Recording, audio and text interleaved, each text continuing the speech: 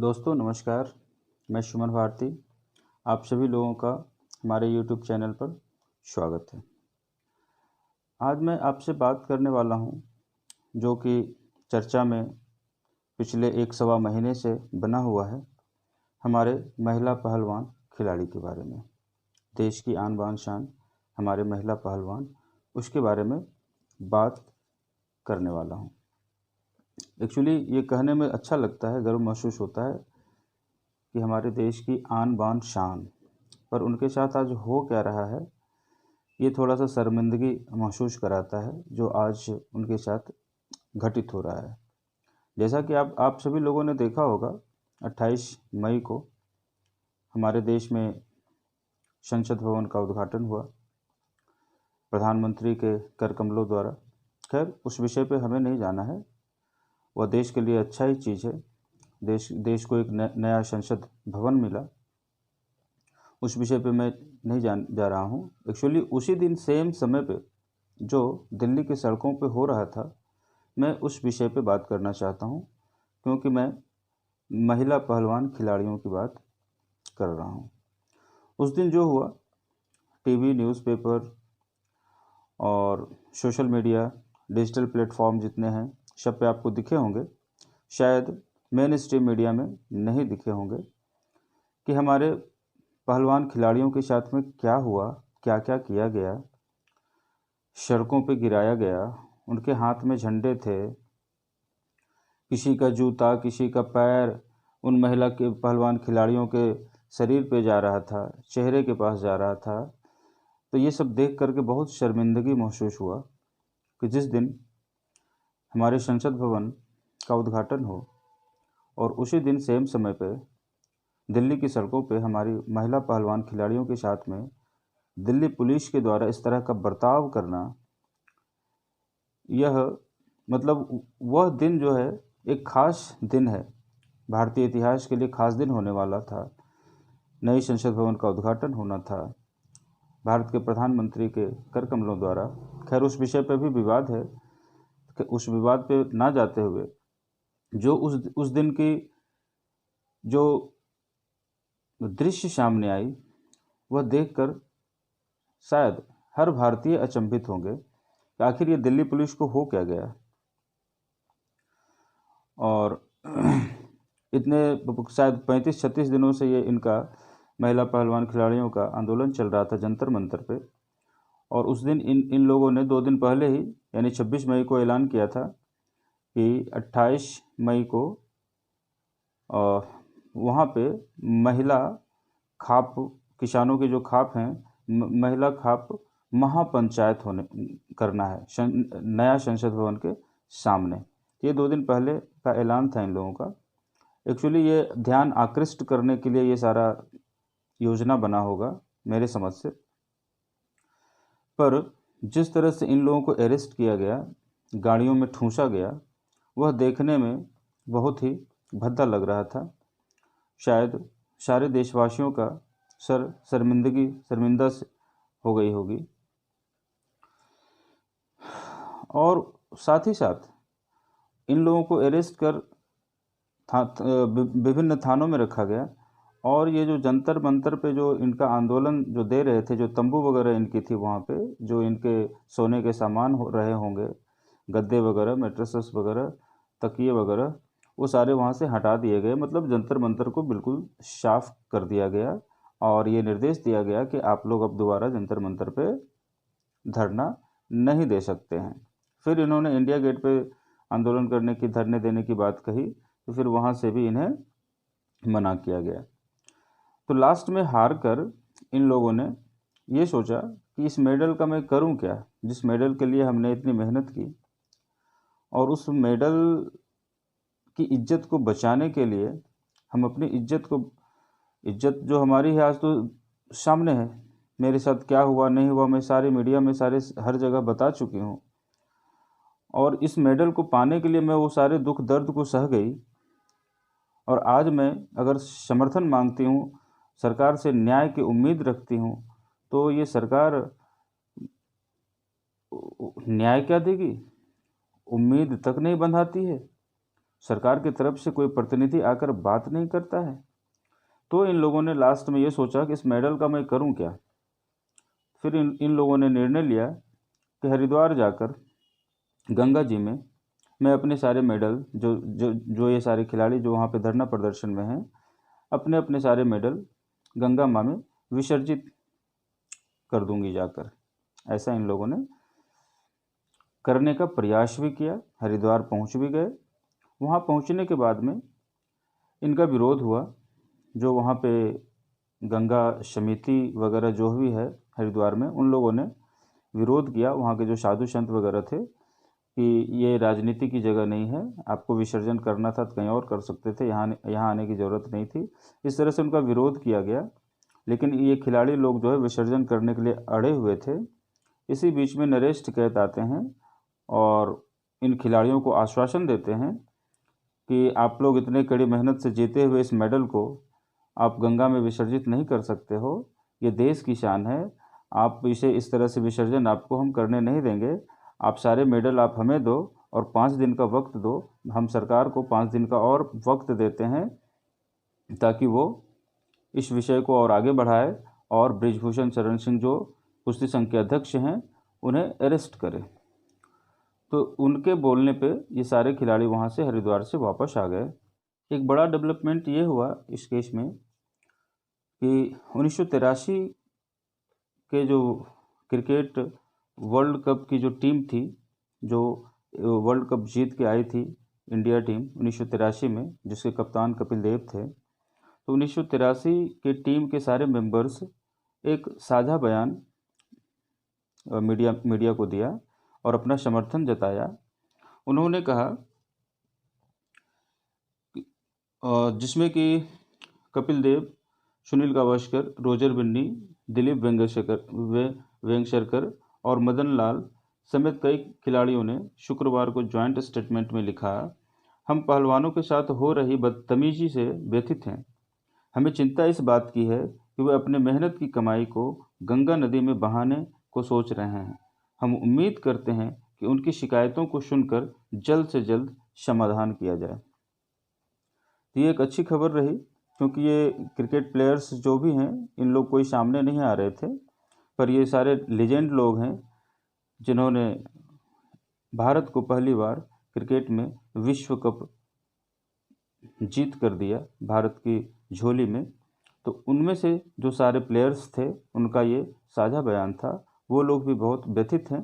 खैर बहुत देर के बाद इनका समर्थन मिला, लेकिन ये भी काफ़ी है। इनको देखते हुए और बहुत सारे लोग सामने आ सकते हैं आगे, ये उम्मीद किया जा सकता है। और हमारे जो Olympian gold medallist Abhinav Bindra, Neeraj, ये सब तो समर्थन कर ही रहे हैं। इसमें एक और डेवलपमेंट ये हुआ कि ये विश्व कुश्ती संघ जो है, विश्व कुश्ती संघ UWW, यूनाइटेड वर्ल्ड रेसलिंग,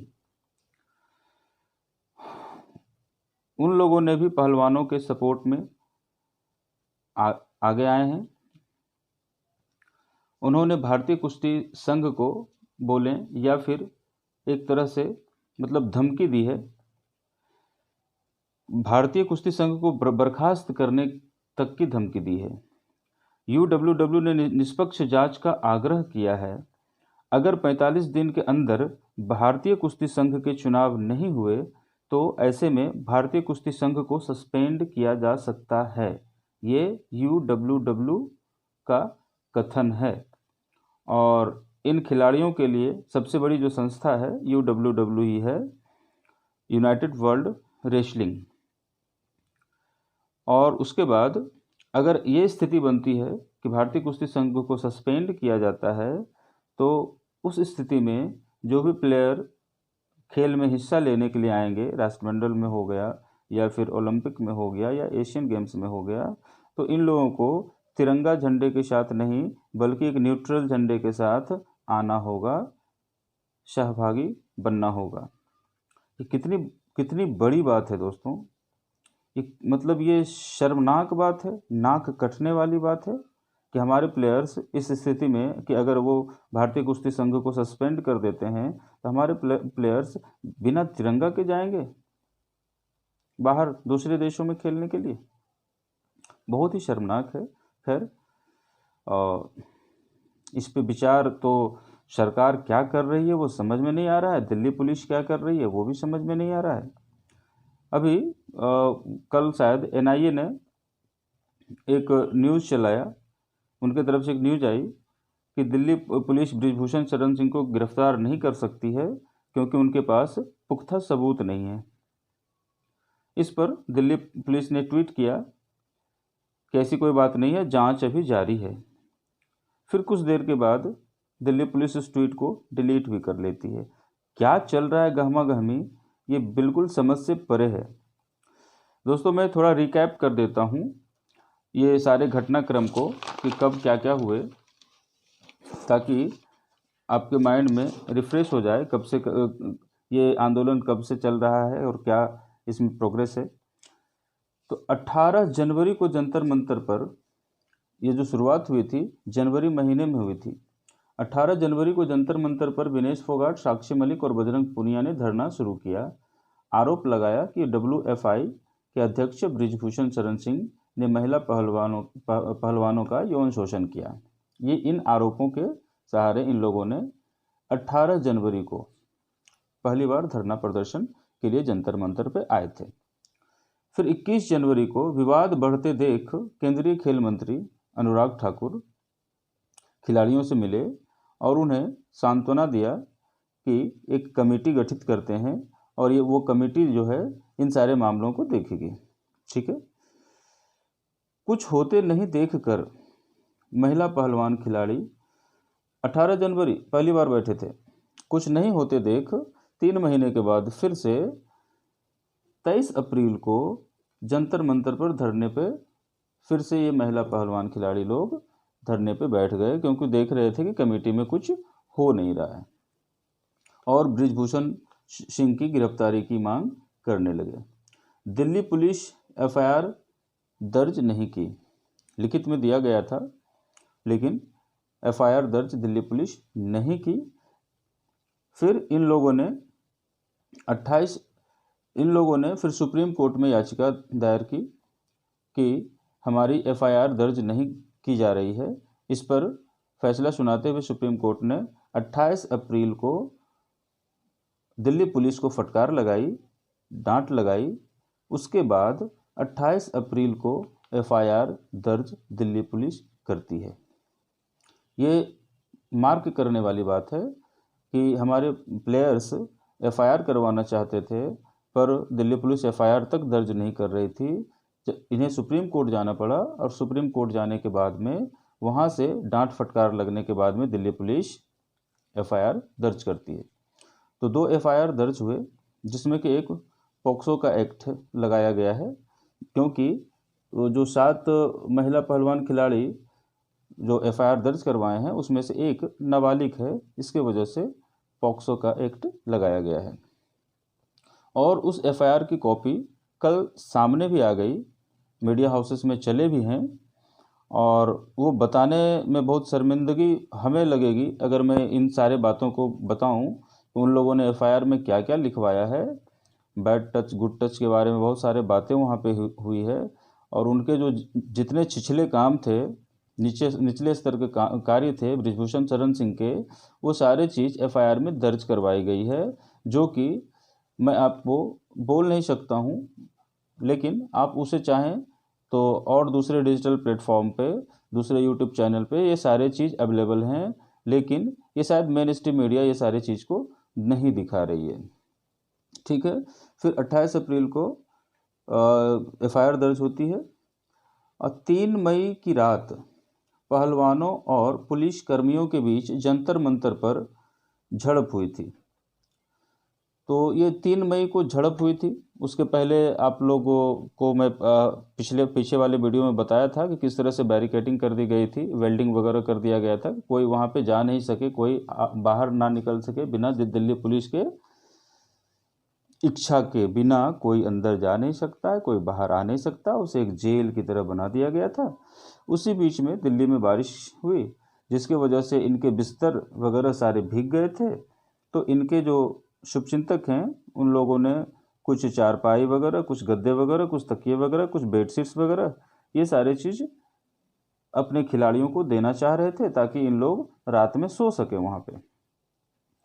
तो उसी में ये झड़प हुई थी, क्योंकि दिल्ली पुलिस ये देने के लिए नहीं सोच रही थी कि मतलब ये दे नहीं पाए, ये सारे सामान इन महिला पहलवान खिलाड़ियों को मिल ना पाए, इसीलिए खिलाड़ियों और दिल्ली पुलिस के बीच में झड़प हुई थी, जिसमें कि जो धरने पर बैठे खिलाड़ी हैं इनमें से कुछ लोगों को चोटें भी आई थी, कुछ लोग घायल भी हुए थे। तो ये कितनी शर्मिंदगी की बात है। दिल्ली पुलिस को खुद सोचना चाहिए था कि बारिश हो गई है, इन लोग धरने पर बैठे हैं यहाँ पे, तो इन दिल्ली पुलिस को व्यवस्था करना चाहिए था कि हाँ ठीक है, बारिश हो गई, आपके सारे गद्दे वगैरह गीले हो गए हैं, मैं मेरे तरफ से व्यवस्था है, ये उनको करनी चाहिए थी। एक मानवता तो शायद ये भी कहता है, लेकिन शायद ऐसा हुआ नहीं, और कोई देने के लिए आए थे तो उसमें भी ये झड़प हुई और कुछ लोग घायल भी हुए उसमें।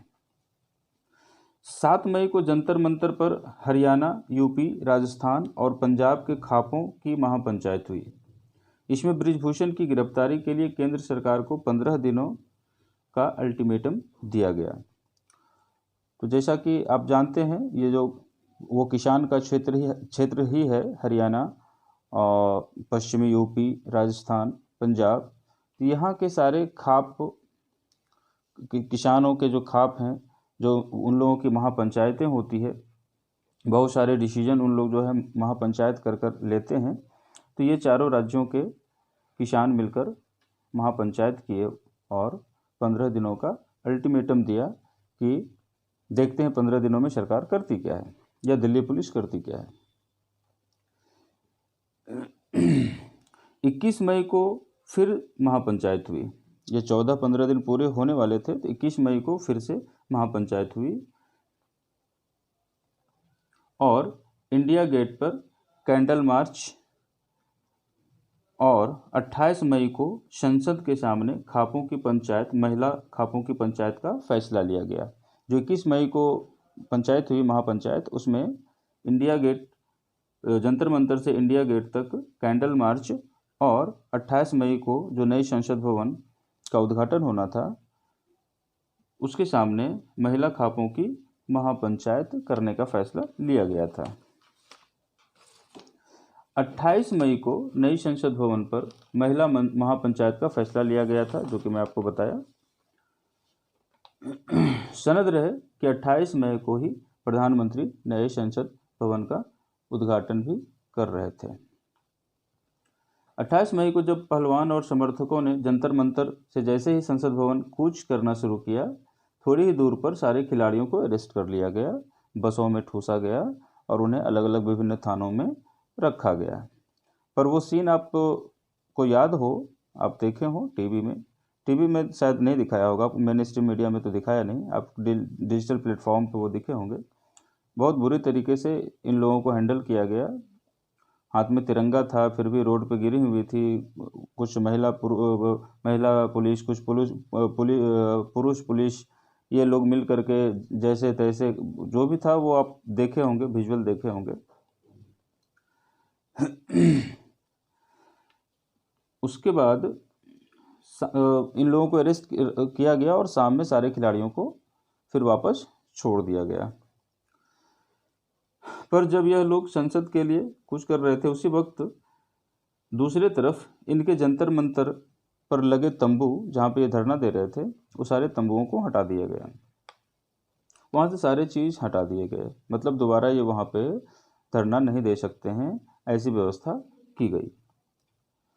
अंत में हार कर 30 मई को इन महिला खिलाड़ियों ने फैसला किया कि हम लोग अपना मेडल हरिद्वार जाकर हर की पौड़ी में गंगा जी को विसर्जित कर देंगे। हालांकि वहाँ पर भी विवाद हुआ, जो कि मैं आपको मैं आगे इससे पहले बता चुका हूँ ये सारी बातें। तो इस तरह की बात है। इतना किसी को प्रताड़ित करना, इतना किसी को परेशान करना, ये लोग तो ऐसे हैं कि मतलब इन लोगों को दुनिया जानती है। और कोई एक नॉर्मल इंसान होता और उन लोग अगर इस तरह के आरोप लेकर थाने में जाएं, तो क्या थाने वाले एफआईआर लिखते? और अगर लिख लेते तो फिर उस व्यक्ति के साथ क्या होता? वह तो तुरंत अरेस्ट होता। जैसा कि आप लोग सब जानते हैं कि पॉक्सो एक्ट के अंतर्गत जो भी एफआईआर दर्ज होती है उन्हें तो पहले गिरफ्तार किया जाता है, बाद में उनकी जांच पड़ताल होती है।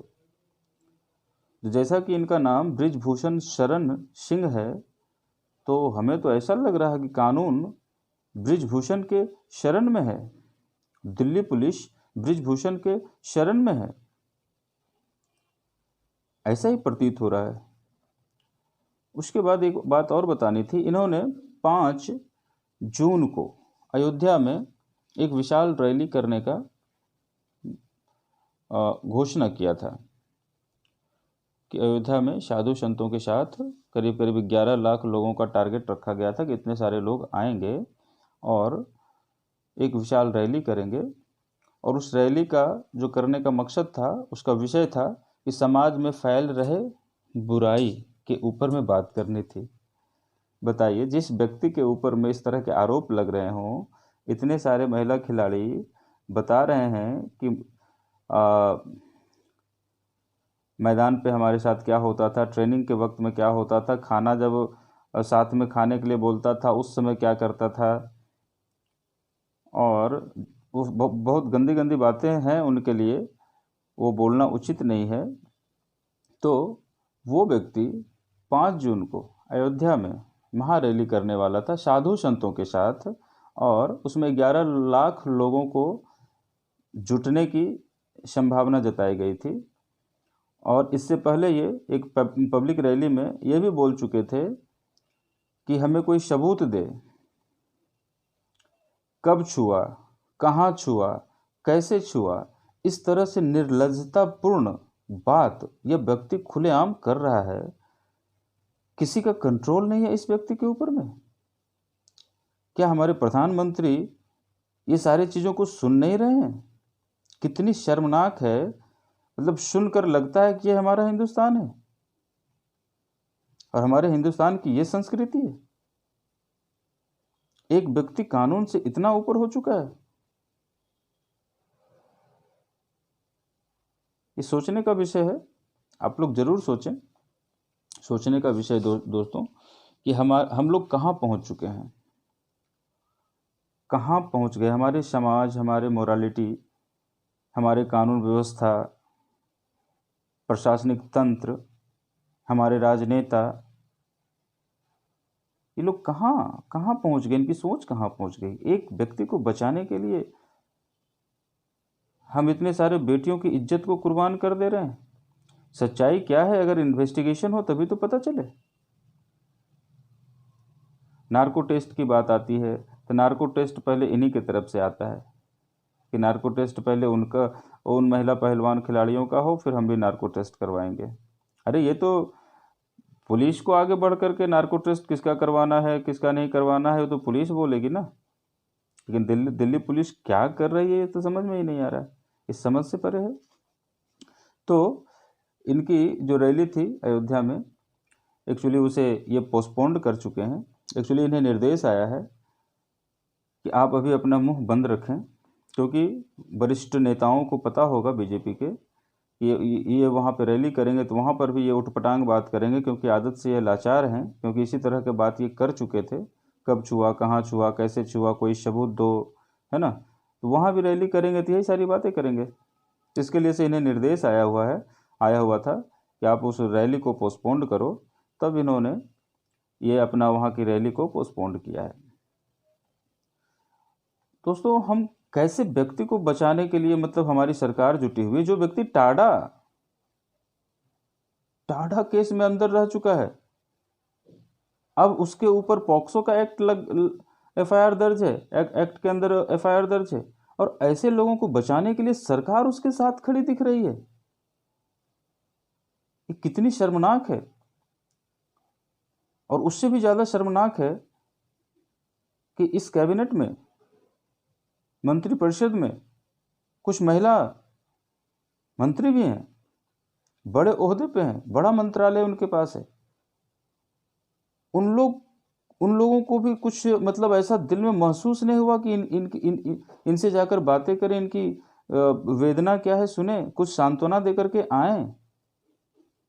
अभी तो हद हो गया, 2 दिन पहले देख रहे थे दिल्ली में वो मिनिस्टर का नाम है, एक्चुअली वो विदेश राज्य मंत्री हैं, उनसे एक महिला पत्रकार पूछ रही थी, डिजिटल प्लेटफॉर्म की वो एक पत्रकार थी, वो पूछ रही थी कि आप महिला खिलाड़ियों के बारे में क्या बोलना चाहते हैं, बोलिए बोलिए, इतने दिनों से लोग बैठे हुए हैं, उनके साथ ये हुआ वो हुआ। वो दौड़ के भाग रही हैं रोड पे, वो रोड पे दौड़ के भाग रही हैं, भागो भागो, चलो चलो, इस तरह से बोल रही हैं। ये शायद वीडियो आप लोगों ने देखा होगा 2 दिन पहले। उनका नाम मैं भूल रहा हूँ, दिमाग में नहीं आ रहा है। खैर, ये वीडियो आप देखे होंगे, ज़रूर देखे होंगे, बहुत ज़्यादा वायरल हुआ है। वो इस तरह से भागी हैं दौड़ करके, एक लाइन बोली हैं कि कानून अपना काम कर रहा है, ये बोलकर दौड़ते दौड़ते वो भी बोली हैं। अरे कोई सवाल है, कोई पत्रकार है, पूछ रहा है, आप उसको खड़े होकर जवाब तो दे दो। वो भाग रही हैं, देखकर हंसी आई कि कितने खौफ में है ये लोग, किसका डर है कि कोई एक शब्द चूं तक बोल नहीं रहा है इस मैटर पे सरकार की तरफ से। और ये सरकार घेरे में इसलिए आती है, आप लोगों को भी लगता होगा कि ये तो पुलिस का मामला है, कोर्ट का मामला है, इसमें सरकार कहाँ है। सरकार इसलिए इसमें आती है क्योंकि दिल्ली पुलिस जो है अमित शाह के अंदर काम करती है। दिल्ली पुलिस का बॉस कोई है तो वो अमित शाह है, ठीक है। इसके लिए से सरकार को बीच में लाना पड़ता है, इसीलिए से लाना पड़ता है। ये कन्फ्यूजन आपका दूर हो जाए कि कोई यहाँ राजनीतिक बात मैं नहीं कर रहा हूँ। सरकार इसलिए आते हैं सामने क्योंकि दिल्ली पुलिस अमित शाह के अंदर काम करती है। तो दोस्तों, हमने अपनी सारी बातें आपके सामने रखी, वो घटनाक्रम पूरा रखा कि पहली बार ये जनवरी में बैठी थी, फिर कुछ इनको आश्वासन मिला था, कमेटी गठित हुई थी, फिर उसके बाद इन्हें कुछ होते हुए नहीं दिखा, 3 महीने के बाद फिर से ये अप्रैल में बैठी, और ये अभी तक के साथ 36 या 37वां दिन है। अभी तक बृजभूषण शरण सिंह गिरफ्तार नहीं हुए हैं। बेहद शर्मनाक है।